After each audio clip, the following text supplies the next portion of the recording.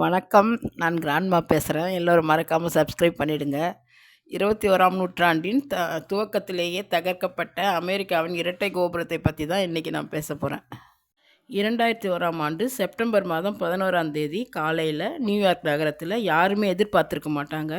அவங்கவுங்க வேலையில் எல்லோரும் பரபரப்பாக இருந்துக்கிட்டு இருக்கும்போது 110 மாடி கொண்ட உலக வர்த்தக கட்டிடத்தில் திடீர்னு விமானம் மோதி விபத்து ஏற்படுது.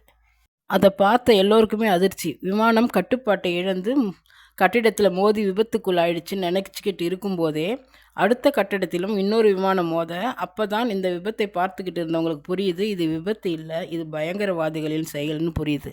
இரட்டை கோபுரம் இரண்டுமே பற்றி எரியுது. அந்த கட்டடத்துக்குள்ளே இருந்தவங்க எல்லாமே எப்படி தப்பிக்கிறதுன்னு தெரியாமல் தங்களுடைய உயிரை எப்படியாவது காப்பாற்றிக்கணும்னு மாடியிலிருந்து குதித்து நிறைய பேர் இறந்து போனது தான் பெரிய சோகமான நிகழ்வு.